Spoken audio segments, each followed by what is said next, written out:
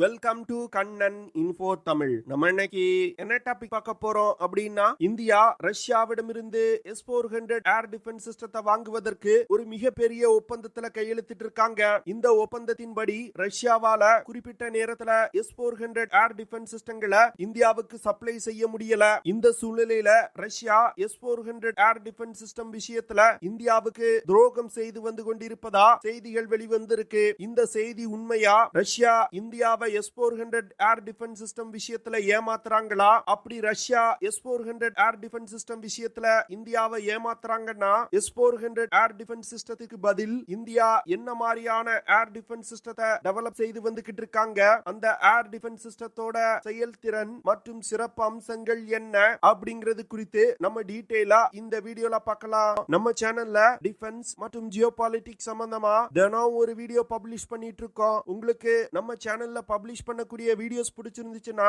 வீடியோவை லைக் பண்ணுங்க, சேனலை சப்ஸ்கிரைப் பண்ணுங்க. அமெரிக்காவின் பலத்த எதிர்ப்பையும் மீறி இந்தியா 2018ல ரஷ்யாவிடம் S-400 ஏர் டிஃபென்ஸ் சிஸ்டத்தை வாங்குவதற்கு ஒரு மிகப்பெரிய ஒப்பந்தத்துல கையெழுத்திட்டாங்க. கிட்டத்தட்ட 35,000 கோடி ரூபாய் செலவுல 5 ஸ்குவாட்ரான் S-400 ஏர் டிஃபென்ஸ் சிஸ்டத்தை வாங்குவதற்கு இந்தியா இந்த ஒப்பந்தத்துல கையெழுத்திட்டாங்க.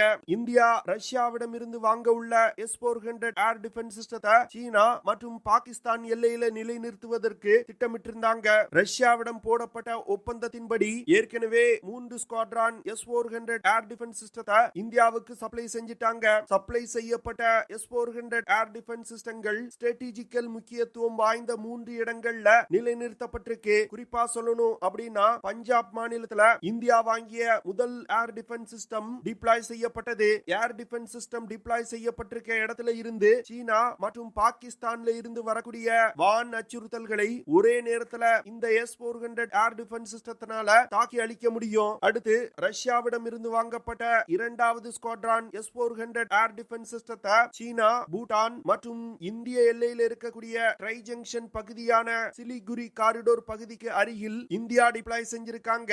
இதன் மூலமா சீனாவின் மிசைல் மற்றும் விமான தாக்குதலை இந்த பகுதியில தடுக்க முடியும். அது மட்டும் இல்லாம சிலிகுரி காரிடோர் பகுதியை சீனா கைப்பற்றுவதையும் இந்தியாவால தடுக்க முடியும். மூணாவது ஸ்குவாட்ரான் S-400 ஏர் டிஃபென்ஸ் சிஸ்டத்தையும் லைன் ஆஃப் ஆக்சுவல் கண்ட்ரோல் பகுதியில தான் இந்தியா டிப்ளாய் செஞ்சிருக்காங்க. ரஷ்யா இன்னும் 2 ஸ்குவாட்ரான் S-400 ஏர் டிஃபென்ஸ் சிஸ்டத்தை சப்ளை செய்யணும். ஆனா ரஷ்யாவால குறிப்பிட்ட நேரத்துல மீதமுள்ள 2 ஸ்குவாட்ரான் S-400 ஏர் டிஃபென்ஸ் சிஸ்டத்தை சப்ளை செய்ய முடியல. இதற்கு காரணம் தற்போது நடந்து வரும் உக்ரைன் ரஷ்யா போர். ரஷ்யா தன்னுடைய முழு கவனத்தையும் உக்ரைன் ரஷ்யா போர்ல தற்போது செலுத்தி வந்துகிட்டு இருக்காங்க. அது மட்டும் இல்லாம தன்னிடம் உள்ள பெரும்பாலான ஆயுதங்களை இந்த யுத்தத்திற்காக பயன்படுத்தி வந்துகிட்டு இருக்காங்க. இந்த சூழ்நிலையில இந்தியாவுக்காக தயாரிக்கப்பட்ட S-400 ஏர் டிஃபென்ஸ் சிஸ்டங்களை தற்போது ரஷ்யா உக்ரைன் ரஷ்யா போர்ல பயன்படுத்தி வருவதா செய்திகள் வெளிவந்திருக்கு. இதன் காரணமாக தான் ரஷ்யாவால மீதமுள்ள 2 ஸ்குவாட்ரான் S-400 ஏர் டிஃபென்ஸ் சிஸ்டங்களை சப்ளை செய்ய முடியல. என்ன பொறுத்தமட்டில் ரஷ்யா செய்யறது சரியான விஷயம்தான். ஏன்னா முதல்ல தன்னுடைய நாட்டோட பாதுகாப்பு தான் முக்கியம். அதற்கு பிறகுதான் அடுத்த நாட்டை பற்றி மற்ற நாடுகள் யோசிப்பாங்க. இப்போ இதே நிலைமையில இந்தியா இருந்தாலும் இந்த விஷயத்தை தான் செஞ்சிருப்பாங்க.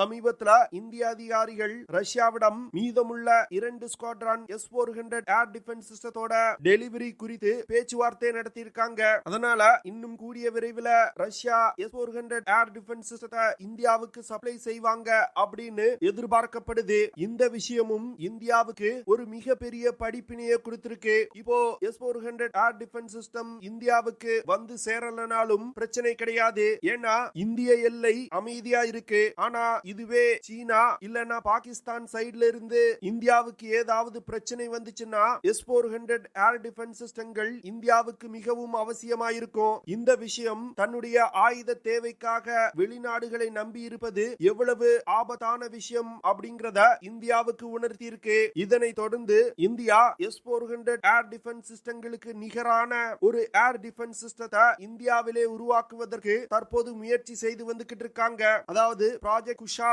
அப்படிங்கிற திட்டத்தின் கீழ் long range surface to air மிசைல்களை இந்தியா டெவலப் செய்ய ஆரம்பிச்சிருக்காங்க. இந்த long range surface to air மிசைல்கள் S-400 ஏர் டிஃபென்ஸ் சிஸ்டத்துக்கு நிகரான மிசைலா இருக்கும். இந்த லாங் ரேஞ்ச் ஏர் டிஃபென்ஸ் சிஸ்டத்தை 2028 வருடத்துக்குள் டெவலப் செய்து இந்திய படையில் இணைப்பதற்கு இந்தியா திட்டமிட்டிருக்காங்க. இருக்காங்க. ப்ராஜெக்ட் குஷா திட்டத்தின் கீழ் லாங் ரேஞ்ச் ஏர் டிஃபென்ஸ் சிஸ்டத்தை டெவலப் செய்யறதுக்கு கேபினெட் கமிட்டி ஆன் செக்யூரிட்டி சமீபத்துல ஒப்புதல் கொடுத்திருக்காங்க.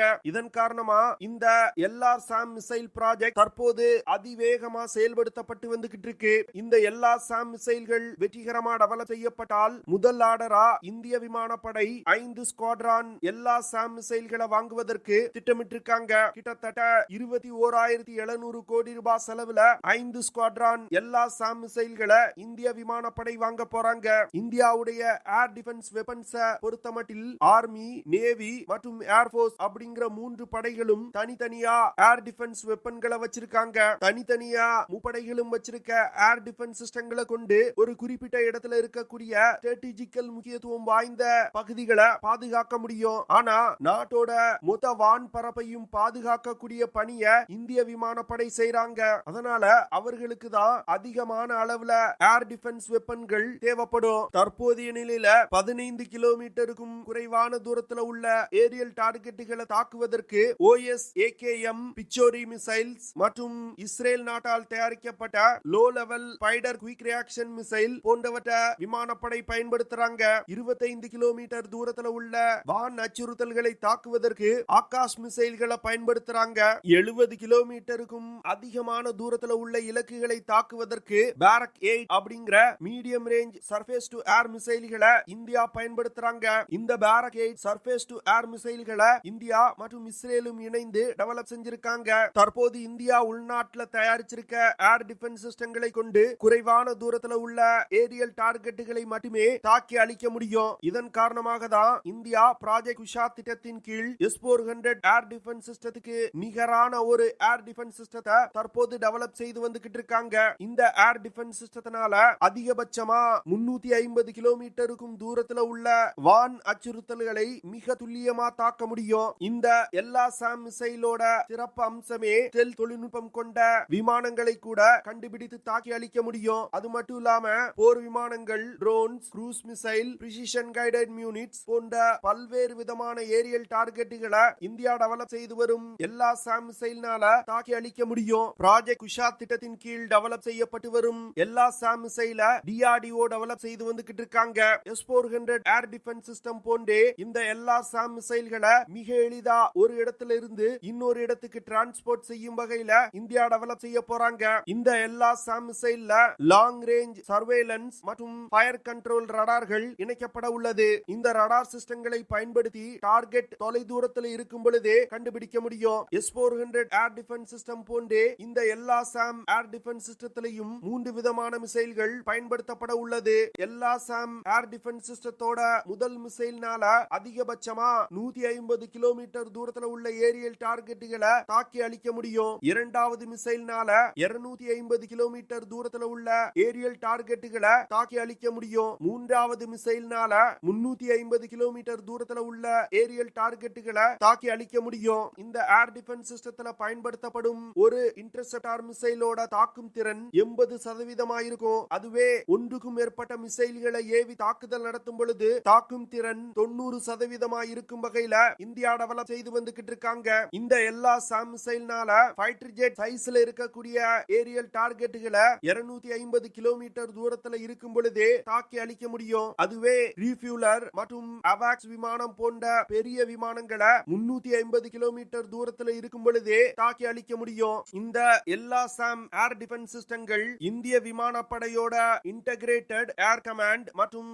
கண்ட்ரோல் சிஸ்டத்தோடு இணைக்கப்பட்டிருக்கும். இந்த ஏர் டிஃபென்ஸ் சிஸ்டம் ஒரு ஃபுல்லி ஆட்டோமேட்டட் ஏர் டிஃபென்ஸ் நெட்வொர்க்கை கொண்டிருக்கும். இதனால ஒரு வான் அச்சுறுத்தல் இந்தியன் ஏர் ஸ்பேஸுக்குள்ள நுழைஞ்சிட்டுனா ஆட்டோமேட்டிக்கா டார்கெட்டை டிடெக்ட் செஞ்சு மிசைல் லான்ச் செய்யப்பட்டு டார்கெட் தாக்கி அழிக்கப்படும். இந்த ஏர் டிஃபென்ஸ் சிஸ்டங்களை இந்திய ராணுவம் பயன்படுத்தக்கூடிய மத்த வைட் அரே ரடார் சிஸ்டங்களையும் இணைக்க முடியும். தேவைப்பட்டால் சிவிலியன் ரடார் சிஸ்டத்திலையும் இந்த ஏர் டிஃபென்ஸ் சிஸ்டங்களை இணைத்துக் கொள்ள முடியும். இதனால இந்தியன் ஏர் ஸ்பேஸ சீனா மற்றும் பாகிஸ்தான்ல இருந்து வரக்கூடிய வான் அச்சுறுத்தல்கள்ல இருந்து பாதுகாத்துக் கொள்ள முடியும். என்ன பொறுத்தமட்டில் இந்தியா தற்போதாவது இந்த LRSAM ஏர் டிஃபென்ஸ் சிஸ்டத்தை டெவலப் செய்ய ஆரம்பிச்சிருக்காங்களே அப்படின்னு நான் சந்தோஷப்படுறேன். ஏன்னா ஏர் டிஃபென்ஸ் சிஸ்டம் போன்ற விஷயங்கள் போரோட வெற்றி தோல்வியே நிர்ணயிக்கக்கூடிய விஷயமா தற்போதைய நிலையில இருக்கு. அப்படி இருக்கும் பொழுது இவ்வளவு ஒரு குரூஷியலான சிஸ்டத்துக்காக முழுமையாக மற்ற நாடுகளை நம்பி இருக்கக்கூடிய நிலை இந்தியாவுக்கு இருக்கக்கூடாது.